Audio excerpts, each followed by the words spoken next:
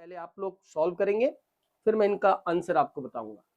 The optical activity active compounds amongst the following, इनमें से कौन सा प्रकाशिक रूप से सक्रिय यौगिक है? इनमें से किसमें ऑप्टिकल आइसोमेरिज्म होगी? प्रकाशिक रूप से कौन सा सक्रिय यौगिक है? बताइएगा भैया थोड़ा सा जल्दी से देखकर, किसमें ऑप्टिकल आइसोमेरिज्म होगी? पहला ऑप्शन है आइसोब्यूटायरिक एसिड, आइसोब्यूटायरिक अम्ल। दूसरा ऑप्शन है beta क्लोरोप्रोपियोनिक acid, beta क्लोरोप्रोपियोनिक acid.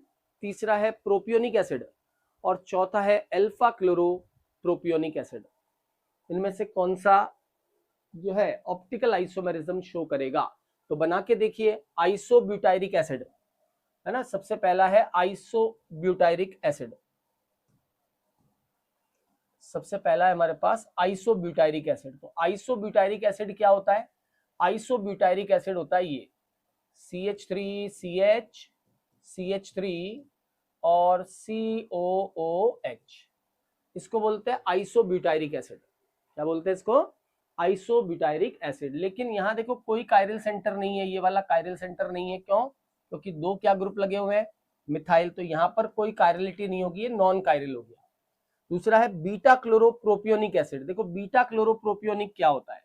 Beta क्लोरोप्रोपियोनिक, propionic का मतलब होता है प्रोपेनोइक एसिड। तो CH3CH और COOH, लेकिन यहां पर बीटा पोजीशन जो है वहां पर Cl लगा हुआ है, ये कंपाउंड है CH2Cl। तो बीटा पे क्लोरो, ये अल्फा हो गया और ये हो गया बीटा। बीटा पे क्लोरो तो अभी भी कोई कायरल सेंटर नहीं है, प्रोपियोनिक तो होगा ही नहीं। अच्छा, अल्फा क्लोरोप्रोपियोनिक एसिड क्या होता है? अल्फा क्लोरो हो गया CH3CHCl COOH। अब यहां देखिए आपको एक कायरल सेंटर दिख जाएगा, है ना, यहाँ पे आपको एक कायरल सेंटर दिख जाएगा। डी ऑप्शन के अंदर एक कायरल सेंटर आपको मिलेगा, यानी इसका जो करेक्ट आंसर होगा वो होगा fourth, alpha chloropropionic acid. Alpha chloropropionic acid के अंदर क्या है? एक जो है अल्फा क्लोरोप्रोपियोनिक एसिड के अंदर एक कायरल सेंटर है, और कायरल सेंटर होने की वजह से ये ऑप्टिकल आइसोमेरिज्म शो करेगा। क्लियर? चलिए अगला सवाल देखते हैं। सॉरी, नेक्स्ट क्वेश्चन है इथेन के संरूपण इथेन के संरूपणों में कौन सा कथन सत्य है? Which of the following statement is true regarding the कन्फर्मर of ethane? Ethane के कन्फर्मर हमने पढ़े थे, दो थे, पहला था स्क्यू, पहला था जो आपका एक्लिप्स्ड और दूसरा स्टेगर्ड। और एक्लिप्स्ड और स्टेगर्ड के बीच में हमने देखा था क्या होता है? बॉन्ड एंगल चेंज होता है ना, बॉन्ड एंगल चेंज होता है, बॉन्ड लेंथ चेंज नहीं होती है। जैसे ये था स्टेगर्ड और इससे ये बन गया था हमारा एक्लिप्स्ड, बॉन्ड जो है पीछे आ गए थे ऐसे। तो इन दोनों में सांत्रित और ग्रस्त जब बनते हैं तो बॉन्ड एंगल चेंज होता है, क्योंकि पीछे वाला अपने कितना डिग्री घुमा दिया? 60 डिग्री से घुमा दिया। तो बॉन्ड एंगल चेंज होता है, बॉन्ड लेंथ चेंज नहीं होती है। बंद कोण बदलेगा लेकिन बंद लंबाई अपरिवर्तित रहेगी। Bond angle change but bond length should be same, तो ही तो संरूपण होता है। बॉन्ड लेंथ भी अगर चेंज हो गई तो फिर मामला गड़बड़ हो जाएगा। बॉन्ड एंगल चेंज होता है, बॉन्ड लेंथ नहीं। ठीक है, बॉन्ड एंगल चेंज होता है ना, बी ऑप्शन होना चाहिए ना इसका। बॉन्ड एंगल तो चेंज होता ही है भैया। कैसे चेंज होता है भाई? सांतरित होता है, ग्रस्त बनाते हैं तो 60 डिग्री घुमाते हैं हम लोग, 60 डिग्री घुमाते हैं तो बॉन्ड एंगल जो है वो आपका चेंज हो जाता है। करेक्ट जो आंसर होगा इसका वो फोर्थ आंसर हो जाएगा। ठीक, कोई डाउट हो कहीं पर भी किसी भी क्वेश्चन में भैया वापस पूछ लीजिएगा बिंदास होके। ठीक है, अगला सवाल देखो। इस यौगिक का IUPAC नाम, हालांकि इसमें आ गया बट IUPAC का हम अलग से पैनल सॉल्व करेंगे कंप्लीट। एक लेक्चर पूरा IUPAC पे और एक लेक्चर जो है पूरा आइसोमेरिज्म पे हम लोग डिस्कस करेंगे, आइसोमेरिज्म के ऊपर अलग से। ये सिर्फ GOC के क्वेश्चन इसमें हम सॉल्व करेंगे, बट आ गया तो सॉल्व कर ही लेते हैं। पता ही है aldehyde is main group. Aldehyde से नंबरिंग कर लीजिए 1 2 3 4 5 6। एल्डिहाइड से नंबरिंग कर लीजिए और इसका नाम हो जाएगा 2 पे मिथाइल, 3 पे ऑक्सो है, तो पहले मिथाइल आएगा तो नाम हो जाएगा 2 methyl 3 oxo, 2 methyl 3 oxo. 6 carbon है, इसका मतलब हेक्स, हेक्स के बाद में 4 पे इन है, हेक्स 4 इन, और 1 पे एल है, तो हेक्स 4 इन 1 एल, ये इसका करेक्ट नाम होना चाहिए।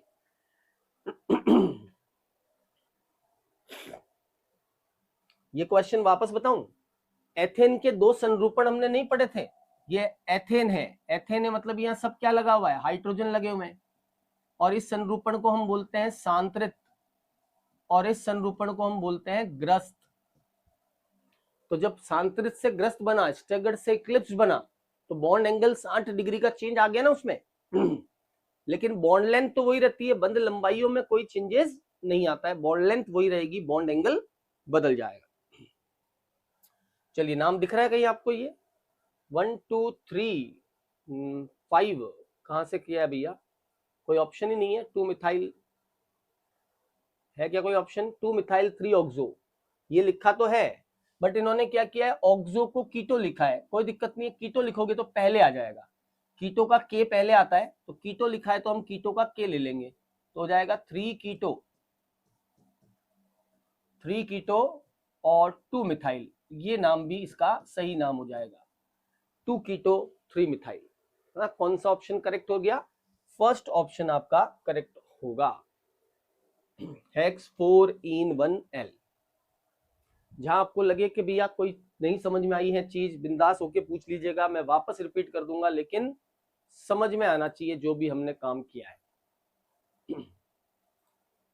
चलिए अगला सवाल देखते हैं, नेक्स्ट क्वेश्चन क्या है, acidic amongst the following is, इनमें से अम्लीयता का सही क्रम क्या होगा, एसिडिक कौन ज्यादा होगा, तो याद है मैंने आपको लिखवाया था, ऐसे अल्काइंस जिसमें ट्रिपल बॉन्ड कॉर्नर पे होता है वो अम्लीय स्वभाव की होती हैं, कॉर्नर पे जिसमें ट्रिपल बॉन्ड होता है वो अम्लीय स्वभाव की होती है, तो सबसे ज्यादा अम्लीय कौन हो जाएगी, सबसे ज्यादा अम्लीय हो जाएगा ये, क्योंकि इसमें 2 H हो गए कॉर्नर पे, ये H भी अम्लीय हो गया, ये H भी अम्लीय हो गया, यहां से भी H निकलेगा, यहां से भी H निकलेगा, तो ये सबसे ज्यादा होगा, और उसके बाद ये एल्काइन हो जाएगी ट्रिपल बॉन्ड CH वाली, क्योंकि एल्काइन जिसमें ट्रिपल बॉन्ड कॉर्नर पे होता है वो अम्लीय स्वभाव की होती है, और एथाइन उनमें सबसे ज्यादा अम्लीय हो जाएगी, फिर एल्कीन उससे कम होती है, और एल्केन सबसे कम होती है ना, फिर आ जाएगा एल्कीन,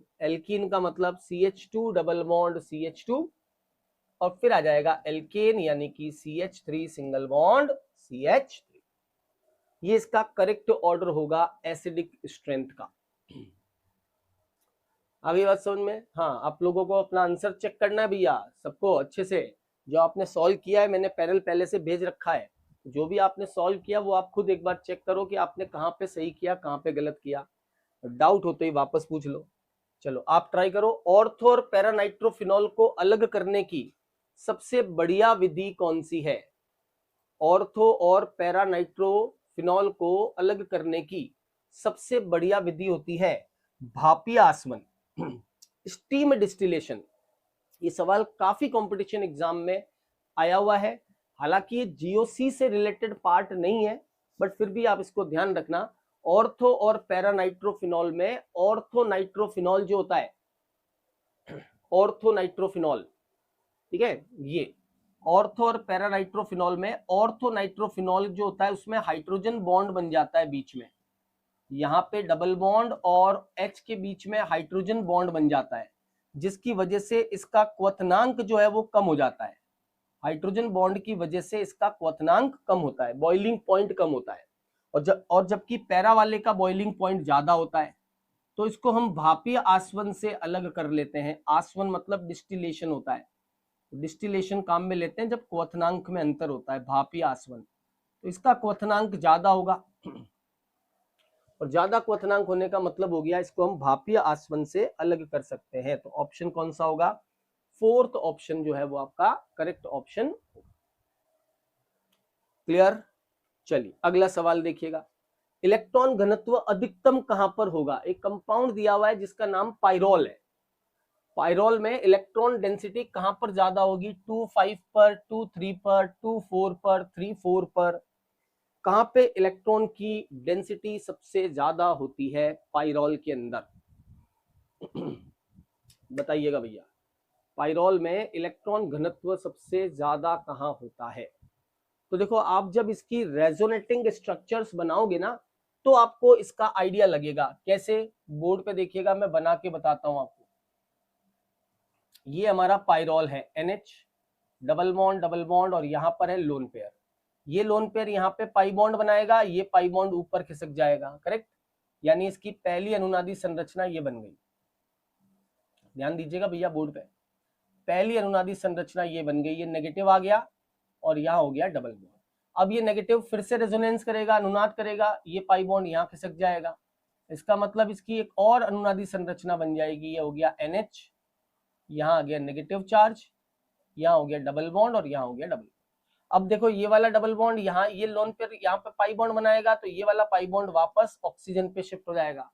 इसका मतलब एक अनुनादी संरचना इसकी ये भी बनेगी। ये हो गया NH, यहाँ हो गया नेगेटिव, यहाँ हो गया डबल बॉन्ड और लोन पेयर, और ये डबल बॉन्ड। आगे और एक बार अनुनाद करोगे, ये बॉन्ड यहाँ शिफ्ट होगा, तो ये वाला बॉन्ड आगे की तरफ शिफ्ट हो जाएगा। मतलब इसकी एक और अनुनादी संरचना बनेगी और वो हो जाएगी ये NH, double bond, negative charge, 2 electron और डबल बॉन्ड। एक बार और इसको आगे बढ़ाएंगे, यहाँ पाई बॉन्ड बनेगा, तो ये वाला जो बॉन्ड है, ये पाई बॉन्ड बनाएगा, तो ये वाला जो बॉन्ड है वो इस कार्बन पे शिफ्ट हो जाएगा। ये सही नहीं बनाया अपन ने ना, हाँ ये सही नहीं बनाया, यहाँ माइनस था, ये डबल बॉन्ड है, तो ये यहाँ बॉन्ड बनाएगा, ये बॉन्ड यहाँ शिफ्ट होगा, यहाँ शिफ्ट हो गया, तो यहाँ पे क्या आ गया? डबल बॉन्ड आ गया, करेक्ट? और ये पाई बॉन्ड बनाएगा तो ये वापस नीचे आ जाएगा, मतलब ये यहाँ आ जाएगा, वापस अपनी ओरिजिनल पोजीशन पे आ जाएगा। ये डबल बॉन्ड जो है ना, वो वापस नाइट्रोजन पे आ जाएगा, NH, और लास्ट इसका फाइनली वापस यही कंपाउंड वापस से बन जाएगा। ठीक है, अब आप देखो भैया, कहां पर आपको इलेक्ट्रॉन डेंसिटी ज्यादा नजर आ रही है? कहां पर इलेक्ट्रॉन डेंसिटी ज्यादा नजर आ रही है? देखो, सेकंड वाली पोजीशन पर। यहाँ देखो, यहाँ नेगेटिव चार्ज क्रिएट हो रहा है, हालांकि सब में हो रहा है, बट मेनली जो है सेकंड वाली पोजीशन की जो रेजोनेटिंग स्ट्रक्चर है वो ज्यादा स्टेबल होगी, कारण ये बैक बॉन्डिंग शो करेगा दोनों तरफ, है ना? पांचवी और इस पोजीशन पे नाइट्रोजन का बैक बॉन्ड लगेगा। जैसे यहाँ पे नेगेटिव आएगा, इसका लोन पेयर और नेगेटिव, है ना, ये आपस में बैक बॉन्डिंग करेंगे तो स्टेबिलिटी बढ़ेगी, इधर भी स्टेबिलिटी बढ़ेगी। इसका मतलब दूसरी और पांचवी जो पोजीशन है, 2, 3, 4, 5, यहाँ पर और यहाँ पर दोनों तरफ ज्यादा स्टेबल इलेक्ट्रॉन डेंसिटी यहाँ पर ज्यादा रहेगी, क्योंकि ये बैक बॉन्डिंग कर लेगा नाइट्रोजन के साथ में, और बैक बॉन्डिंग की वजह से यहाँ पर स्टेबिलिटी ज्यादा होगी, तो इलेक्ट्रॉन डेंसिटी ज्यादा रहेगी। तो आंसर हो जाएगा इसका, कहां कहां पे होगा? 2 पर और 5 पर इलेक्ट्रॉन की डेंसिटी सबसे ज्यादा होगी। इसलिए इस पर कभी भी इलेक्ट्रॉन्स नहीं, योगात्मक कभी इलेक्ट्रॉन्स नहीं प्रतिस्थापन अगर आप करवाओगे ना पाइरोल पे, तो हमेशा 2 पे और 5 पे अटैक होगा। इलेक्ट्रोफाइल आएगा जैसे क्लोरीन वगैरह कोई भी, तो 2 पे अटैक करेगा या 5 पे अटैक करेगा, ये उसका मेजर प्रोडक्ट बनेगा, मुख्य उत्पाद बनेगा, क्योंकि 2 और 5 पे ये क्या कर रहा है? रेजोनेंस के थ्रू स्टेबिलाईज हो रहा है, बैक बॉन्डिंग के थ्रू स्टेबिलाईज हो रहा है, करेक्ट? चलिए, और किसी को नहीं समझ में आया हो तो वापस पूछ लीजिएगा भैया, कोई दिक्कत नहीं। यहाँ नेगेटिव आ रहा है, यहाँ लोन पेयर है, ये बॉन्ड क्या बना सकते हैं? Back bonding. यहाँ पर भी ये इसके साथ क्या कर लेगा? बैक बॉन्डिंग, है ना, और उसकी वजह से स्टेबिलिटी जो है बहुत ज्यादा बढ़ जाएगी इसकी। चलिए आगे बढ़ाते हैं, नेक्स्ट क्वेश्चन। थोड़ा सा ब्लर हो गया ये, कोई दिक्कत नहीं, ऑप्शन सही दिख रहा है, स्ट्रक्चर सही नहीं दिख रही, मैं स्ट्रक्चर सही बना देता हूं आप लोगों के लिए। पहला स्ट्रक्चर ये है, ठीक है, और यहां पर लगा हुआ है डबल बॉन्ड O, पहला स्ट्रक्चर ये। दूसरा स्ट्रक्चर ये है ब्रिज हेडेड कार्बन, यहां लगा हुआ है डबल बॉन्ड O, और यहां लगा हुआ है PH और H, PH और PH। और एक ये स्ट्रक्चर है जिसमें खाली डबल बॉन्ड O लगा हुआ है, यहां लगा हुआ है डबल बॉन्ड। आपसे पूछा है कि भैया दिए गए अणुओं में से कौन सा अणु चलावयवता प्रदर्शित कर सकता है? बताइए, प्रॉपर आंसर दीजिए। आपने पढ़े चलावयवता क्या होती है? कार्बन डबल बॉन्ड कार्बन हो और उसके पास अल्फा हाइड्रोजन होना चाहिए। अगर अल्फा हाइड्रोजन है तो फिर चलावयवता हो जाती है ना? अल्फा हाइड्रोजन होगा तो चलावयवता।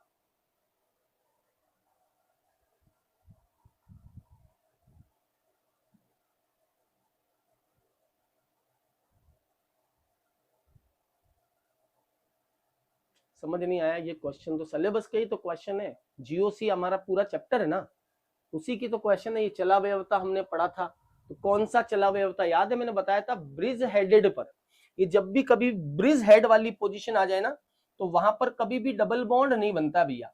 जैसे ये है, अब इसके पास क्या है, यहाँ पर डबल बॉन्ड ऑक्सीजन है, और ये अगर डबल बॉन्ड बनाएगा, यहाँ पर ब्रिज हेडेड बनाएगा, यहाँ पर हो जाएगा OH और यहाँ आएगा डबल बॉन्ड।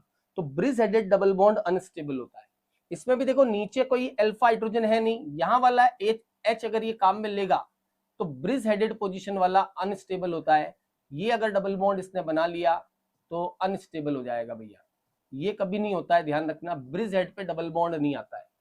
तो पहला वाला और चौथा वाला दोनों ही नहीं बन, पहला वाला और दूसरा दोनों ही नहीं बन सकते। तीसरा वाला बन जाएगा, ऊपर नहीं बनेगा, यहां से H चला जाएगा इसके पास और ये डबल बॉन्ड कॉर्नर पे आ जाएगा इस तरीके से। ये आ गया डबल बॉन्ड और ये हो गया OH। ये वाला पॉसिबल है क्योंकि ये ब्रिज हेड पे नहीं बना रहा। इसका मतलब केवल इसमें कौन सा होगा? थर्ड जो होगा, फर्स्ट ऑप्शन करेक्ट है इसका। केवल थर्ड जो होगा वो ही यहाँ पर चलावयवता दर्शाएगा, बाकी कोई यहाँ पर चलावयवता नहीं दर्शाएगा। ओनली थर्ड में चलावयवता होगी, बाकी किसी में चलावयवता नहीं होगी, क्योंकि ब्रिज हेड पे डबल बॉन्ड आना पॉसिबल ही नहीं है। अगर ब्रिज हेड पे डबल बॉन्ड लगा दिया तो समझ लो अनस्टेबिलिटी, वो बनेगा ही नहीं। समझ में आई बात? तो ये अब ऐसे क्वेश्चंस का आप थोड़ा सा ध्यान दो, इन क्वेश्चन पे थोड़ा सा फोकस करो भैया, कैसे सर ने सॉल्व किया। और आगे से ऐसे कभी भी आ जाए तो कॉन्सेप्ट आपके पास है, ब्रिज हेड के ऊपर कभी भी डबल बॉन्ड नहीं बनेगा, पॉजिटिव चार्ज नहीं बनेगा। चलिए, कोई डाउट हो पूछ लीजिएगा। अगला सवाल देखिए, नेक्स्ट क्वेश्चन इज कार्बोक्सिलिक अम्लों की प्रबलता का सही क्रम क्या होगा? कार्बोक्सिलिक अम्ल दे रखे हैं आपको 1, 2 और 3। इनकी अम्लीय सामर्थ्य का, एसिडिक स्ट्रेंथ का करेक्ट ऑर्डर क्या होगा? तो कैसे देखते हैं एसिडिक स्ट्रेंथ? -I प्रभाव से बढ़ता है और +I प्रभाव से कम होता है। -I प्रभाव से बढ़ता है और +I प्रभाव से अम्लीयता कम होती है।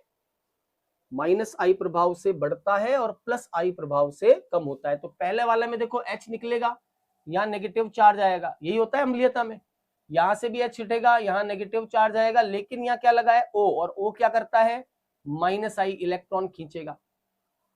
यहां पर भी लगा हुआ है O, ये लगा हुआ है O, और O क्या करता है? -I ये इलेक्ट्रॉन खींचेगा। लेकिन इसकी डिस्टेंस क्या हो गई भैया? इसकी डिस्टेंस ज्यादा हो गई -I की। डिस्टेंस ज्यादा होने से इसका पावर कम हो जाएगा, ये दूर है। तो सबसे ज्यादा अम्लीय कौन होगा इसमें? फर्स्ट ज्यादा हो, सेकंड ज्यादा होगा सबसे पहले। सेकंड ज्यादा अम्लीय होगा किससे? थर्ड वाले से। और थर्ड वाला ज्यादा होगा किससे? फर्स्ट वाले से। बोलो भैया, बात समझ में आई आपको? सेकंड वाला सबसे ज्यादा होगा, उसके बाद थर्ड वाला आएगा और उसके बाद फर्स्ट वाला आएगा। ये तो कॉन्सेप्चुअल क्वेश्चंस हैं, इनमें कुछ जो क्लास में बता रखे हैं, जो लिखवा रखे हैं आपको क्लासों में कि अम्लीय सामर्थ्यता कैसे, इसमें हार्ड और इजी का तो कोई प्रश्न ही नहीं उठता है ना। स्ट्रक्चर ऑर्गेनिक में कैसे भी बना के दी जा सकती है, लेकिन कॉन्सेप्ट कैसे भी बना के नहीं दे सकते। कॉन्सेप्ट तो आपने जो पढ़े हैं वो आपने पढ़े हैं, है ना, वो आपने पढ़े हैं जो कॉन्सेप्ट, बस उस पर बेस्ड हमने इसको सॉल्व कर लिया। इनके आंकलन की विधियां होती है। चलिए, 4 स्ट्रक्चर बनाई हुई है। निम्नलिखित यौगिक में से वह यौगिक जो CCl बंध के आयनीकरण के बाद सबसे स्थिर कार्बोनियम आयन देगा। कहने का मतलब कौन सा ऐसा है जिसमें Cl हटने के बाद सबसे स्थायी कार्ब धनायन बनता है? सबसे स्थायी कार्ब धनायन कौन सा बनाएगा? बोलो भैया, बोर्ड पे देख के अच्छे से। कौन सा सबसे स्थायी कार्ब धनायन बनाएगा?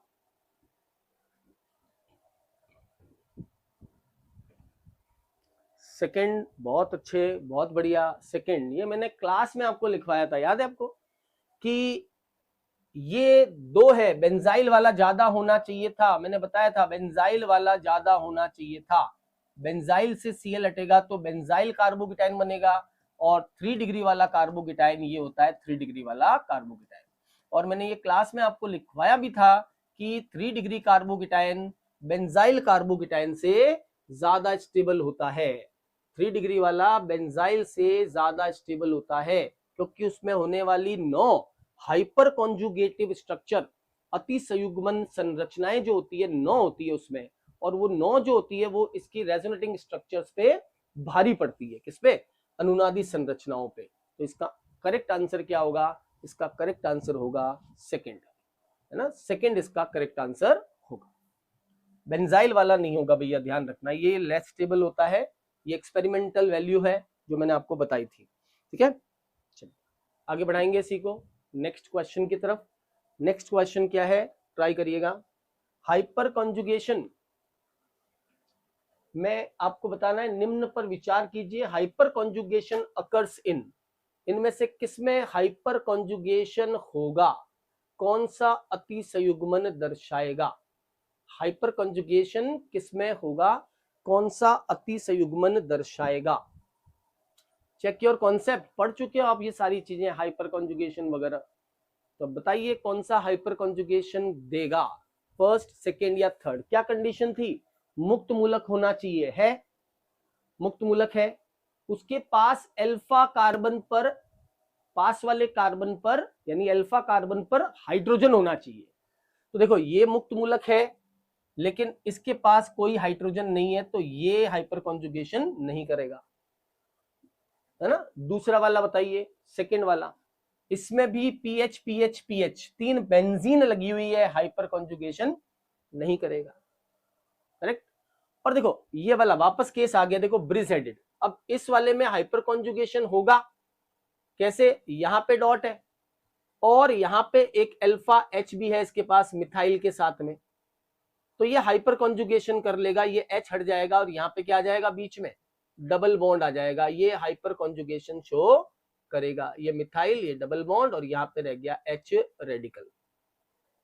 ऊपर की तरफ नहीं जाएगा क्योंकि ऊपर की तरफ डबल बॉन्ड अनस्टेबल है, इधर अगर कर दिया तो अनस्टेबल हो जाएगा। क्यों? क्योंकि वो ब्रिज हेडेड पोजीशन पर है, ब्रिज हेड वाला अनस्टेबल। ऊपर की तरफ नहीं करना है, उधर भी एच है, इधर भी एच है, ये वाला एच, लेकिन ये वाला एच हाइपर कॉन्जुगेशन में नहीं जाएगा।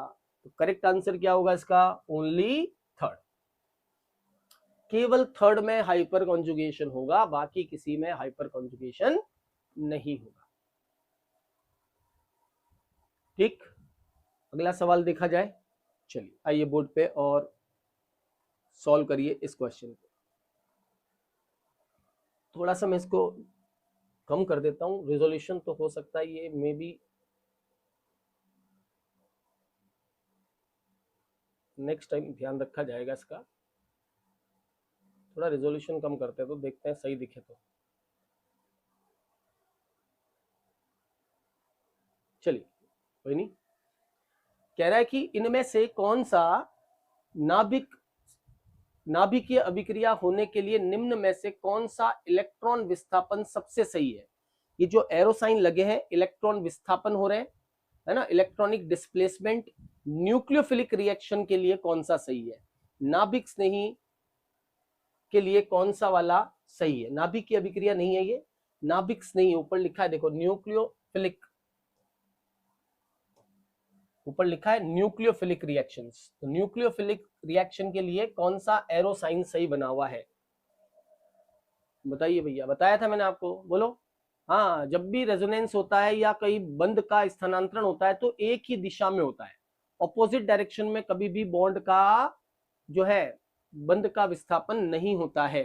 तो ये देखो, ये इधर जा रहा है, ये इधर जा रहा है, ये नहीं हो सकता, ये खाली अकेला ही हो रहा है। पाई बॉन्ड भी जाना चाहिए इसके साथ में, क्योंकि पीछे से प्लस आई लग रहा है, ये देखो पीछे से प्लस आई लग रहा है, ये पाई बॉन्ड इधर गया, ये बॉन्ड टूट के Cl अलग हो गया, इसका मतलब ये एकदम सही है, डायरेक्शन सबकी सेम है। तो ये वाला एकदम सही बना हुआ है, जो कि इलेक्ट्रोमेरिक प्रभाव को सही सही बताता है। ये सही इलेक्ट्रोमेरिक प्रभाव है। डबल बॉन्ड इधर गया, पीछे से CH3 ने प्लस आई लगाया, डबल बॉन्ड आगे गया, Cl और आगे टूट जाएगा। तो ये एक ही डायरेक्शन में होना चाहिए, अगर अलग अलग डायरेक्शन में हुआ तो ये फिर सही नहीं होगा। चलिए नेक्स्ट क्वेश्चन देखिएगा, कह रहा है एथिल एसीटो एसीटेट का इनोलिक फॉर्म नीचे दिया है। ये कीटो फॉर्म है, ये इसका इनोल फॉर्म नीचे दिया हुआ है। एथिल एसीटो एसीटेट के इनोलिक फॉर्म में सिग्मा और पाई बॉन्ड्स का नंबर कितना होगा? कितने सिग्मा बॉन्ड होंगे और कितने पाई बॉन्ड होंगे? इसमें नहीं, इसके इनोलिक फॉर्म में, ये इसका इनोलिक फॉर्म है, इसमें कितने सिग्मा और कितने पाई बॉन्ड्स होंगे? बोलो बेटा भैया, ये तो बहुत इजी क्वेश्चन होगा यार। सिग्मा पाई निकालना तो बहुत सिंपल सा काम होता है, इजीली हो जाता है। चलिए भैया निकाल लिया होगा आप लोगों ने सिग्मा और पाई बॉन्ड्स का नंबर। सर दोनों में सेम ही आ रहा है, दोनों में सेम ही आ रहा है, लेकिन हमें जिसका पूछा है हम उसका ही देखेंगे ना। क्या आंसर आ रहा है? फर्स्ट 18 सिग्मा 2 पाई। चलो देखो यहाँ ध्यान दो, पाई तो दिख गया, एक यहाँ है एक यहाँ है। अब सिग्मा देखो, पहले इसको अपन ड्रॉ करेंगे। 1 2 3 बॉन्ड यहाँ है, फिर एक डबल बॉन्ड ओ यहाँ है, फिर यहाँ पे 2 बॉन्ड है, फिर यहाँ एक और बॉन्ड है, फिर यहाँ ओ है, फिर यहाँ 2 C है, एक C पर 2, दूसरे C पर 3, और यहाँ पर डबल बॉन्ड ओ है। ये इसका स्केलेटन। हाइड्रोजन हटा दो, अपने को मतलब ही नहीं हाइड्रोजन से, हमको हाइड्रोजन से कोई मतलब नहीं है ना, उनको हटा दो, हमें तो बॉन्ड गिनने। तो अब गिन लीजिए भैया कितने हुए। यहां से स्टार्ट करें तो कहीं एक जगह से स्टार्ट कर लो सिग्मा बॉन्ड गिनने के लिए। 1 2 3 4 5 6 7 8 9 10 11 12 13 14 15 16 17 और 18 हो जाएंगे। इनॉल तो फर्स्ट वाला है, सेकंड तो कीटोनिक है। अरे इनॉल, अच्छा सेकंड कीटोनिक पार्ट है। अच्छा OH किस में लगा हुआ है? अच्छा OH इसमें लगा हुआ है, OH इसमें लगा हुआ है ना, ये रहा OH, इसके अंदर देखना है। तो बात एक ही है, वही है, वो डबल बॉन्ड की जगह सिंगल बॉन्ड हो गया तो एक OH बॉन्ड बन गया, एक ही बात है ना। तो पाई बॉन्ड जो है वो तो हो जाएंगे 2, ये वाला चेंज, ये भी चेंज, एक ही बात है, पाई बॉन्ड 2 होंगे और सिग्मा बॉन्ड कितने होंगे? 18। दोनों में सेम ही आ रहा है, दोनों में सेम ही आएगा, 18 सिग्मा और 2 पाई बॉन्ड, चाहे इनोलिक फॉर्म हो या कीटो। वैसे इनोल फॉर्म ये है ना, ये तो फॉर्म कौन सा फॉर्म है? कीटो। बट यहां से क्या होगा देखो, डबल बॉन्ड ऊपर या OH आएगा तो बात एक ही है, एक पाई बॉन्ड ऊपर बन गया और एक सिग्मा बॉन्ड वापस नीचे नया बन गया H हटके, तो उससे कोई फर्क नहीं पड़ेगा। नेक्स्ट क्वेश्चन है, निम्नलिखित में से कौन सा कथन नाभिकीय सहकारिता, ये नहीं पढ़ना है, ये लिखो न्यूक्लियोफाइल, नाभिक स्नेही, नाभिकीय सहकारिता नहीं, नाभिक स्नेही लिखो इसको, ये प्योर हिंदी में हो जाता है, नाभिक स्नेही के लिए सही है। बताइए भैया इनमें से कौन सा नाभिक स्नेहियों के लिए सही स्टेटमेंट लिखा है जो बोर्ड पे है? नाभिक स्नेही एक लुईस अम्ल होते हैं, गलत बात। नाभिक स्नेही तो लुईस क्षार होते हैं, नाभिक स्नेही के पास तो लोन पेयर होता है और लोन पेयर वाले तो लुईस क्षार होते हैं, तो ये पहली बात तो गलत है। अमोनिया एक नाभिक स्नेही है, एकदम सही बात है, क्योंकि अमोनिया में नाइट्रोजन पे लोन पेयर होता है और जिन पे लोन पेयर होता है वो नाभिक स्नेही होते हैं, तो अमोनिया एक नाभिक स्नेही है, ये बात सही है। नाभिक स्नेही कम इलेक्ट्रॉन घनत्व वाले स्थानों पर आक्रमण करते हैं, सही है। नाभिक स्नेही प्लस के ऊपर जाकर अटैक करते हैं, और नाभिक स्नेही इलेक्ट्रॉन की तलाश नहीं करते हैं, नॉट सर्चिंग द इलेक्ट्रॉन, उनको इलेक्ट्रॉन की जरूरत ही नहीं है तो सर्च क्यों करेंगे इलेक्ट्रॉन को? तो इसका मतलब सबसे पहला जो स्टेटमेंट है, लुईस अम्ल नहीं होते, नाभिक स्नेही क्या होते हैं? नाभिक स्नेही होते हैं लुईस क्षार, ये लुईस बेस होते हैं, लुईस क्षार होते हैं,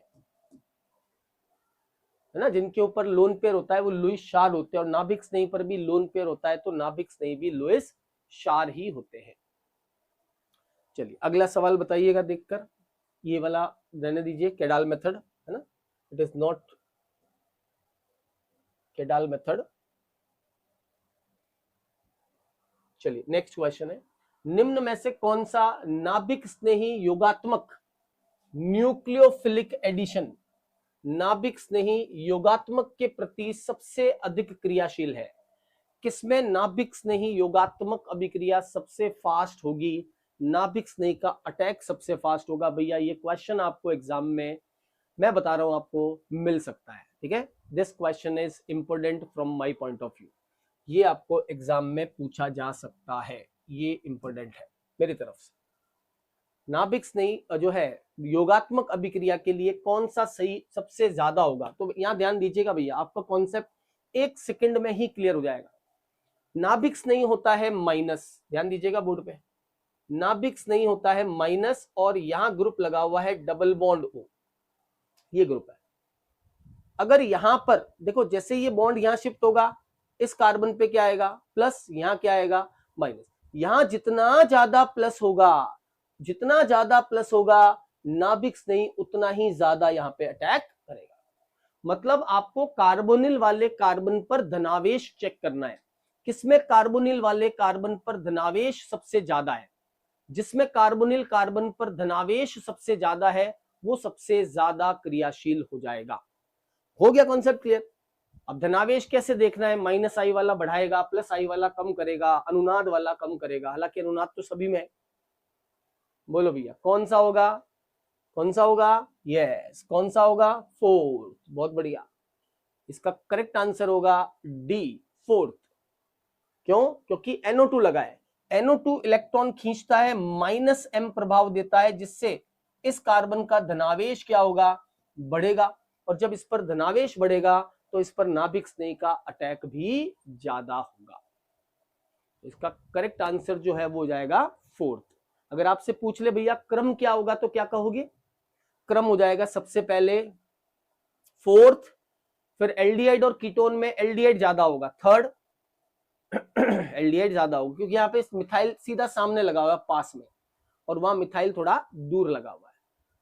उसके बाद में आएगा सेकंड, उसके बाद में आएगा फर्स्ट, और सबसे लास्ट में आएगा सेकंड। सेकंड सबसे कम क्रियाशील होगा, क्योंकि मिथाइल समूह सीधा C पर ही लगा हुआ है डायरेक्टली। नहीं समझ में आया हो कहीं पर भी बिंदास होके पूछ लीजिएगा, ठीक है? चलिए बताइए, यौगिक की संरचना दी है जिसका IUPAC नाम 3 एथिल 2 हाइड्रोक्सी 4 मिथाइल हेक्स 3 इन 3 आइन है, 3 इन 5 आइनोइक एसिड है। ये इन है ना, इन, और 5 आइनोइक एसिड है, ऊपर पढ़ लीजिए। 3 इथाइल 2 हाइड्रोक्सिल 4 मिथाइल हेक्स 3 इन 5 आइनोइक एसिड है। बोलो बेटा भैया कौन सी स्ट्रक्चर ऐसी है जिसमें ये होगा? 3 पर इथाइल। पहले तो ये देखो कि नामकरण कहां से करोगे, नामकरण नंबरिंग कहां से करोगे? COOH से करोगे। तो COOH यहां से नंबरिंग करेंगे तो 1 2 3 फिर 4 5 6, क्योंकि ज्यादा से ज्यादा में डबल बॉन्ड ट्रिपल बॉन्ड लेने। तो भैया बन रहा है क्या? बोलो भैया बन रहा है क्या? हाँ, 3 पे एथिल सही है, फिर 4 पे मिथाइल सही है, 2 पे हाइड्रोक्सी सही है, उसके बाद में हेक्स 6 कार्बन है, 3 पर इन है, और 5 पर आइन है।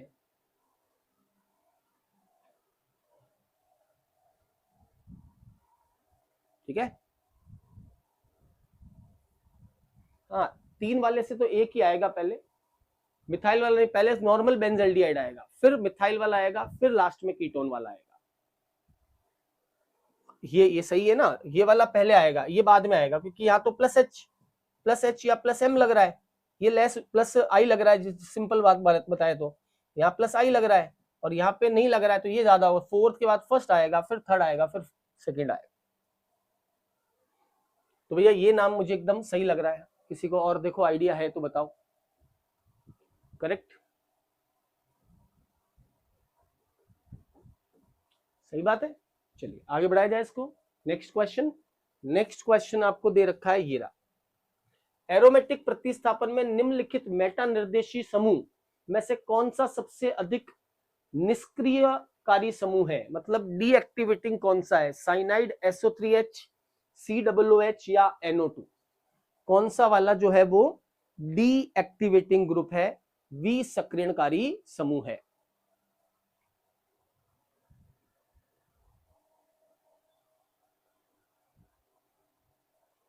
बताइएगा भैया कौन सा वाला विसक्रियणकारी या डीएक्टिवेटिंग ग्रुप है? तो सबसे ज्यादा तो है, तो ये चारों ही हैं, ये चारों ही है, क्रम मैंने आपको लिखवा रखा है। सबसे ज्यादा होता है NO2, उसके बाद आता है साइनाइड, फिर आता है SO3H और फिर आता है COOH। ये इनका क्रम होता है, NO2 साइनाइड SO3H और फिर लास्ट में आता है COOH, है ना। तो सबसे ज्यादा डीएक्टिवेटिंग ग्रुप कौन सा होगा? सबसे ज्यादा डीएक्टिवेटिंग ग्रुप हो जाएगा fourth, which is NO2। Nitro group जो है NO2 लगा हुआ है, फोर्थ वाला ऑप्शन आपका करेक्ट ऑप्शन होगा। यस, एग्जैक्टली डी ऑप्शन आपका करेक्ट ऑप्शन होगा। अगला सवाल फटाफट से मिलाइए भैया। निम्नलिखित यौगिकों में से इलेक्ट्रोफिलिक नाइट्रेशन के प्रति सबसे अधिक क्रियाशील कौन सा होगा? इलेक्ट्रॉन्स ने ही नाइट्रीकरण करवाना है, इलेक्ट्रोफिलिक नाइट्रेशन में कौन सबसे ज्यादा क्रियाशील होगा? मतलब ESR। कौन सी रिएक्शन? ESR। पहला दे रखा है बेंजोइक अम्ल, कौन सा ESR में सबसे ज्यादा क्रियाशील होगा? दूसरा है नाइट्रोबेंजीन, नाइट्रोबेंजीन के बाद तीसरा है टोलुइन, टोलुइन और चौथा है खाली क्या लगा हुआ है? बेंजीन। तो ये प्लेन लगा हुआ है बेंजीन। अब आपसे पूछा है इनमें से कौन सा सबसे ज्यादा क्रियाशील, तो क्या देखते हैं? जो बेंजीन में इलेक्ट्रॉन घनत्व बढ़ाता है वो इलेक्ट्रॉन स्नेही का आक्रमण उसमें ज्यादा होता है। सब पढ़ा रखा है मैंने ये, है ना। जिसमें बेंजीन में इलेक्ट्रॉन घनत्व ज्यादा होगा वहां पे रिएक्टिविटी क्या होगी भैया? ज्यादा होगी। तो इलेक्ट्रॉन घनत्व कहां पे ज्यादा आ रहा है? इलेक्ट्रॉन घनत्व कौन बढ़ा रहा है? टोलुइन बढ़ा रहा है। ये क्या देगा यहाँ पे? ये +H शो करेगा और ये इलेक्ट्रॉन घनत्व इसमें बढ़ाएगा। तो सबसे ज्यादा कौन होगा? टोलुइन, उसके बाद चौथा बेंजीन।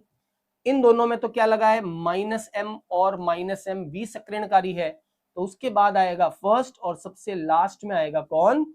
सेकेंड। 3 4 1 2 इसका करेक्ट आंसर होगा। यस, 3 4 1 2 जो है वो आपका करेक्ट आंसर होगा सी।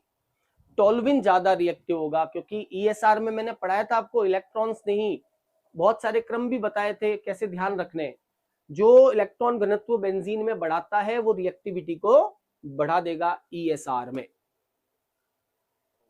Decreasing order of acidic strength of these four, इन चारों का अम्लीय सामर्थ्य का घटता हुआ क्रम क्या होगा? Decreasing order of these four, अम्लीय सामर्थ्य का सही क्रम क्या होगा घटता हुआ? ट्राइक्लोरो एसिटिक अम्ल, ट्राइफ्लोरो एसिटिक अम्ल, या एसिटिक अम्ल, या फॉर्मिक अम्ल। तो हमें पता है ट्राइफ्लोरो एसिटिक अम्ल अम्लीयता किससे बढ़ती है? -I प्रभाव, CF3 है ये।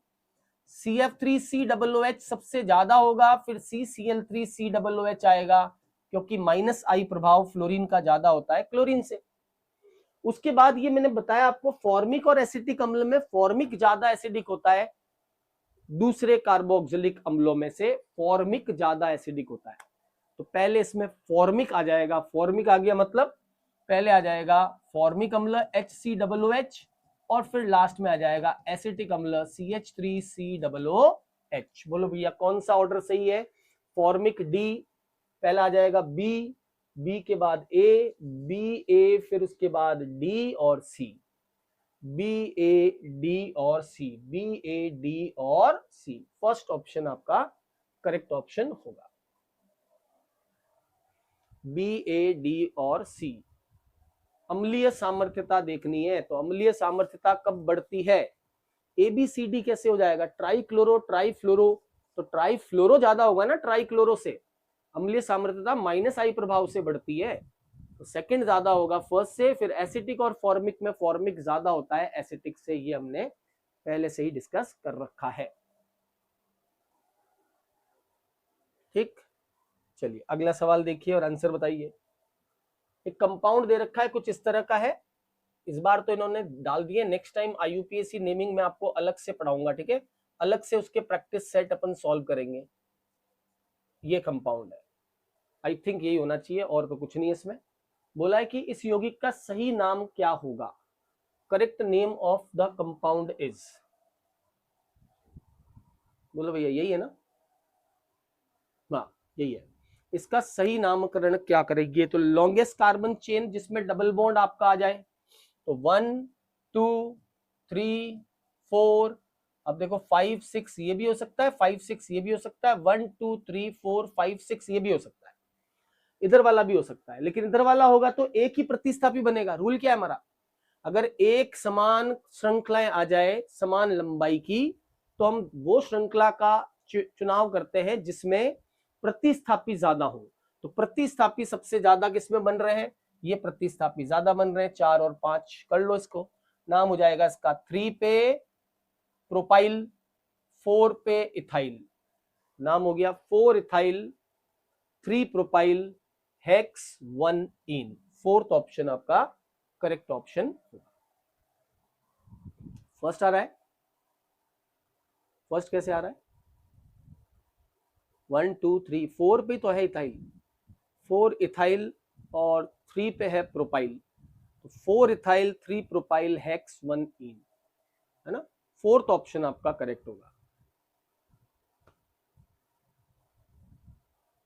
रूल क्या है, लॉन्गेस्ट कार्बन चेन लेनी है, लेकिन जब हम लॉन्गेस्ट कार्बन चेन लेंगे तो वो अगर समान कार्बन श्रृंखला वाली लॉन्गेस्ट चेन आ जाए तो फिर हम देखते हैं कि इसमें कार्बन ज्यादा होंगे उसका हम चयन करेंगे। मैंने स्ट्रक्चर तो सही बनाई है भाई, 1 2 3 4 5 6 7, 1 2 3 4 5 6 7 कार्बन है, यहाँ पे लगा हुआ है डबल बॉन्ड, सही है, और यहाँ डबल सिंगल बॉन्ड लगा हुआ है। इसका करेक्ट आंसर होगा फोर्थ।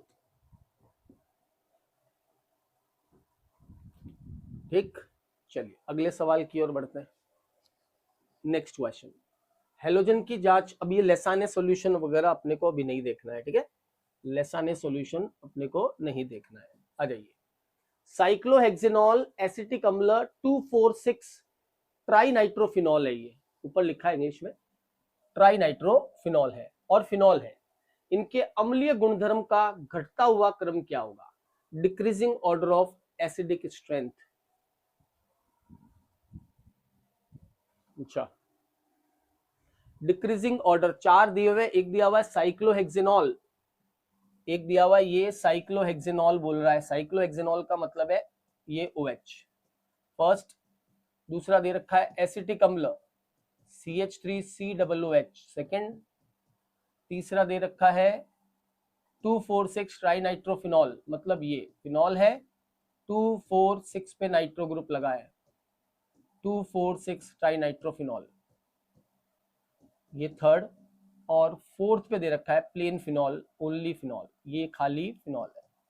अब आपसे पूछा है इनका सही ऑर्डर क्या होगा, तो कौन सा सबसे ज्यादा अम्लीय होगा, पिक्रिक एसिड, ये बात हम जानते हैं, पिक्रिक अम्ल सबसे ज्यादा अम्लीय होता है, तो सबसे ज्यादा कौन हो गया भैया, third, picric acid is strongest acid, सबसे ज्यादा प्रबल होगा पिक्रिक। थर्ड के बाद में आ जाएगा सेकंड, अरे पिक्रिक अम्ल कार्बोक्सिलिक अम्ल से भी स्ट्रॉन्ग होता है, लिखवाए गए हैं सब बातें, पिक्रिक अम्ल कार्बोक्सिलिक अम्ल से, एसिटिक अम्ल से भी ज्यादा अम्लीय होता है पिक्रिक एसिड। उसके बाद आ जाएगा फिनॉल, अल्कोहल नहीं आएगा, फिनॉल आएगा, और फिनॉल के बाद सबसे लास्ट में आएगा अल्कोहल। ये सही ऑर्डर बनेगा, थर्ड सेकंड फोर्थ फर्स्ट है क्या कहीं, third second fourth first, first option is your correct option. पहला ऑप्शन आएगा एकदम सही ऑप्शन होगा जो फर्स्ट ऑप्शन होगा, बराबर। चलिए नेक्स्ट क्वेश्चन देखते हैं क्या है, और आप लोग ट्राई करें। निम्नलिखित में से किसकी प्रकृति सबसे अधिक अम्लीय है, इनमें से कौन सा जो है सबसे ज्यादा एसिडिक नेचर का है, किसकी प्रकृति सबसे ज्यादा अम्लीय है, तो भैया कौन ज्यादा अम्लीय होगा, ये अल्कोहल है, ये भी अल्कोहल ही है CH2OH है, ये भी अल्कोहल ही है COH है, लेकिन ये जो है ये आपका क्या है, फिनॉल है, और फिनॉल जो होता है वो सबसे ज्यादा अम्लीय होता है। इन चारों में सबसे ज्यादा अम्लीय प्रवृत्ति किसकी होगी, फिनॉल की होगी, फिनॉल सबसे ज्यादा होगा भैया, ठीक है। फिनॉल के बाद कौन होगा, तो फिनॉल के बाद बेंजाइल अल्कोहल होगा, क्यों, -I लग रहा है बेंजीन का, -I लग रहा है बेंजीन का, ठीक।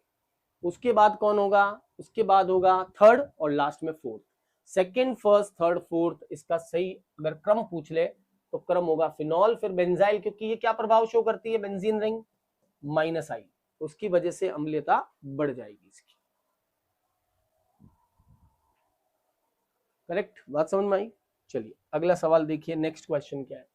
दिए गए यौगिकों में से कार्बोनिल समूह पर नाभिकीय आक्रमण के लिए सबसे अधिक संवेदनशील यौगिक कौन सा होगा। ये अभी जो अपन ने थोड़ी देर पहले पढ़ा था, न्यूक्लियोफाइल का जो अटैक है वो सबसे ज्यादा किस पे होगा, ये पूछा है। Amongst the given compound the most susceptible to the nucleophilic attack at the carbonyl group is.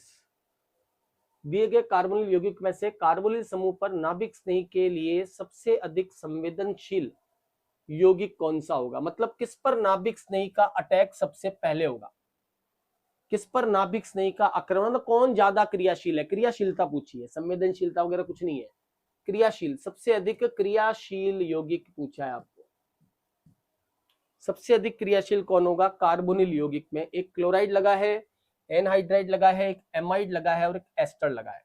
ये है compound CH3 double bond OCl। इसमें कार्बोनिल पर अटैक करवाना है तो सबसे ज्यादा क्रियाशील कौन होगा, तो भैया ध्यान रखना सबसे ज्यादा क्रियाशील यही होता है जो मैंने बोर्ड पे लिखा है, एसिड क्लोराइड ही होता है। एसिड क्लोराइड में क्यों होगा, क्योंकि ये क्लोरीन है। क्लोरीन क्या करता है, -I प्रभाव शो करता है, और -I शो करेगा तो यहां पर प्लस चार्ज बढ़ेगा, प्लस चार्ज बढ़ेगा तो न्यूक्लियोफाइल का अटैक यहां पे बढ़ेगा। क्या बढ़ेगा, न्यूक्लियोफाइल का अटैक सबसे ज्यादा क्लोराइड पे होगा और सबसे कम जो है वो एमाइड पे होगा। यहां पर तो क्या होगा, मोस्ट रिएक्टिव, ये सबसे ज्यादा रिएक्ट करेगा भैया, और एमाइड जो होता है वो सबसे कम होता है, कारण बैक बॉन्डिंग। एमाइड वाला क्या कर लेगा, रेजोनेंस में पार्टिसिपेट कर लेगा, ये देखो रेजोनेंस, अनुनाद कर लेगा। ये अनुनाद करने की वजह से कार्बन पर प्लस चार्ज उत्पन्न नहीं हो पाएगा, कार्बन पर प्लस चार्ज क्रिएट नहीं हो पाएगा। इस वजह से ये सबसे लेस रिएक्टिव होता है नाभिक स्नेही प्रतिस्थापन में। सबसे कम क्रियाशील कौन होगा नाभिक स्नेही प्रतिस्थापन में, एमाइड सबसे कम होता है और एसिड सबसे ज्यादा होता है। यही बात समझ में। चलिए अगला सवाल देखें, नेक्स्ट क्वेश्चन है, निम्न कौन सा अभिक्रमक इलेक्ट्रोफाइल रिएजेंट के प्रति सबसे अधिक क्रियाशील होगा। इलेक्ट्रॉन्स नहीं के साथ सबसे अधिक क्रियाशील कौन होगा, मैं बोल रहा हूं आप सुनिए और आंसर बताइए। Most reactive towards the electrophile, मतलब इलेक्ट्रॉन्स नहीं के साथ में सबसे ज्यादा, देखो इलेक्ट्रॉन्स नहीं वर्ड आ रहा है, नाभिक्स नहीं आ रहा है, अलग अलग बात है। इलेक्ट्रॉन्स नहीं आ रहा है तो बेंजीन पे जुड़ेगा, नाभिक्स नहीं आ रहा है तो जो ग्रुप लगा हुआ उसको हटा के वो खुद आएगा। नाभिक्स नहीं, ArSN2 वो हमने पढ़ा था नेक्स्ट 2 क्लास पहले। अभी आपको इलेक्ट्रॉन्स नहीं वर्ड आती, मतलब बेंजीन में इलेक्ट्रॉन घनत्व कौन बढ़ा रहा है, जो बेंजीन में इलेक्ट्रॉन घनत्व बढ़ा रहा है वो इलेक्ट्रॉन्स नहीं योगात्मक अभिक्रिया में ज्यादा क्रियाशील होगा। तो बेंजीन में इलेक्ट्रॉन घनत्व कौन बढ़ा रहा है बताओ, सबसे ज्यादा इलेक्ट्रॉन घनत्व कौन बढ़ा रहा है, ये +M है, ये भी क्या है +M है, ये भी क्या है +M है। और इन सब में मैंने आपको बताया था कि किसका +M ज्यादा होता है, OH का +M प्रभाव जो है वो ज्यादा होता है, तो OH वाला सबसे ज्यादा जो है क्या करेगा, इलेक्ट्रॉन घनत्व इसमें बढ़ा देगा। कोई दिक्कत नहीं, जहां डाउट लगे वहां पूछ लेना। अपने को देखना है इलेक्ट्रॉन स्नेह का आक्रमण बेंजीन पे होगा, टोल्यूइन आपका कंपाउंड है, CH3 सब पे लगा है, ग्रुप आपके साथ में लगा हुआ है 1 2 3 और 1 ये 4 ग्रुप। अब यहाँ सबसे ज्यादा इलेक्ट्रॉन घनत्व कौन बढ़ाएगा, तो OCH3 और OH में से किसका ज्यादा होता है +M, OH का ज्यादा होता है +M as compare to OCH3, OH का +M ज्यादा होता है एज कंपेयर टू OCH3। तो फर्स्ट वाला जो है OH वाला वो सबसे ज्यादा क्रियाशील, आप यूं समझ लीजिए यार, एक OH लगा हुआ है तो OH का लोन पेयर जाएगा रिंग में तो इलेक्ट्रॉन घनत्व बढ़ाएगा, इनमें थोड़ा कम जाएगा क्योंकि इनका +M प्रभाव कम है। चलिए अगला सवाल देख लीजिए, वाले यौगिक का IUPAC नाम क्या होगा। इस कंपाउंड का, ये तो इजी है भैया, डबल बॉन्ड ट्रिपल बॉन्ड दोनों अगर समान अंक पे आए तो डबल बॉन्ड को प्राथमिकता देते हैं, तो नाम हो जाएगा इसका ब्यूट 1 ब्यूटाइन, नहीं सही नहीं लिखा है, 1 ब्यूटीन 3 आइन, ये सही है, ब्यूट 1 इन 3 आइन, ये नाम इसका होगा। ब्यूट 1 इन 3 आइन, इन्होंने थोड़ा पहले लिख दिया 1, कोई दिक्कत नहीं, ब्यूट 1 इन 3 आइन, ये सबसे सही है। ब्यूट 1 आइन नहीं आता पहले, आइन बाद में आता है, इन पहले आता है ना। तो फोर्थ ऑप्शन जो है वो आपका करेक्ट ऑप्शन होगा। चौथा एकदम के लिए नाभिक स्नेहिता न्यूक्लियोफिलिसिटी का क्रम क्या होगा? ये क्वेश्चन नोट करके रखना भैया, ये एग्जाम में आपको पूछा जा सकता है। न्यूक्लियोफिलिसिटी का सही क्रम क्या होगा, नाभिक स्नेहिता का क्रम क्या होगा? तो नाभिक स्नेही कौन सा प्रबल होता है, मैंने आपको लिखवा रखा है, याद है आपको? Strong base are good nucleophile. Strong base क्या होते हैं? अच्छे नाभिक स्नेही होते हैं, गुड न्यूक्लियोफाइल। जो सबसे प्रबल क्षार होगा या जो सबसे वीक एसिड होगा वो आपका क्या होगा? स्ट्रॉन्ग न्यूक्लियोफाइल होगा। तो करेक्ट ऑर्डर क्या हो गया? Cl ज्यादा होगा Br से और Br ज्यादा होगा I से। Cl ज्यादा होगा Br से और Br, क्योंकि Cl बनेगा HCl, HBr और HI प्रबल अम्ल होता है और HCl सबसे दुर्बल अम्ल है। तो दुर्बल अम्ल मतलब प्रबल नाभिक से। या क्षार से देखना चाहो तो HCl दुर्बल है और HI प्रबल है। अगर HCl दुर्बल है तो Cl माइनस क्या हो गया? प्रबल नाभिक नहीं हो गया, प्रबल क्षार हो गया, यानी एक प्रबल नाभिक नहीं हो गया। चलिए भैया, ये क्वेश्चन अभी अपन ने थोड़ी देर पहले डिस्कस कर लिया था, शायद वापस रिपीट होके आया, थोड़ा करेक्शन करके डाला होगा इन्होंने, पता नहीं। इसको अपन रिमूव कर देते हैं, अभी अपन ने डिस्कस कर लिया था। SN1 अभिक्रिया के बारे में सही कथन क्या है? 100% रेजमाइजेशन होता है, प्रतिधारण की तुलना में प्रतिपन से आंशिक रेजमाइजेशन होता है, 100% प्रतिधारण होता है या 100% इन्वर्जन होता है। इन्वर्जन और रिटेंशन, तो यहाँ थोड़ा सा ध्यान देना, आपने लिखा था कि SN1 रिएक्शन में रेजेमीकरण होता है, लेकिन ध्यान रखना उस रेजेमीकरण में रेजेमाइजेशन तो होता है, सही बात है, रेजेमाइजेशन होता है, ये एकदम सही बात है, लेकिन क्या होता है, जो है प्रतिपन जो होता है इन्वर्जन, लेकिन प्रतिपन जो होता है वो ज्यादा होता है किससे? प्रतिपन ज्यादा होता है किससे? धारण से। थोड़ा सा ज्यादा होता है 0.1, लेकिन होता है। कंप्लीट रेजेमाइजेशन नहीं होता है, ध्यान रखना, ये नोट करना उसमें SN1 में, है ना। SN1 के अंदर होता है, देखो अगर कोई पूछ ले सीधा सीधा कि क्या होता है तो हम कहेंगे रेजेमीकरण होता है। कोई ऐसे क्वेश्चन में पूछ लिया कि अब बताओ क्या होता है, तो दूसरा ऑप्शन पढ़ो, अगर दूसरा ऑप्शन नहीं होता तो आंसर पहला होता, लेकिन दूसरा ऑप्शन दिया हुआ है कि धारण की तुलना में इन्वर्जन यानी प्रतिपन थोड़ा सा ज्यादा होता है, धारण की तुलना में प्रतिपन थोड़ा सा ज्यादा होता है, ये SN1 रिएक्शन में होता है, ठीक है, थोड़ा सा ज्यादा होता है, इस चीज को ध्यान रखिएगा। चलिए आज वाली क्लास को यहीं रखेंगे, नेक्स्ट क्लास में सेकंड सेट जिसमें कंप्लीट आपका जो है सारे टाइप के क्वेश्चन ये पढ़ा दिया मैंने, SN1 SN2 क्लास के अंदर आप पढ़ो, उसमें देखो नोट्स के अंदर SN1 SN2 सब पढ़ा दिया मैंने, है ना, जो फुल कोर्स चलता है।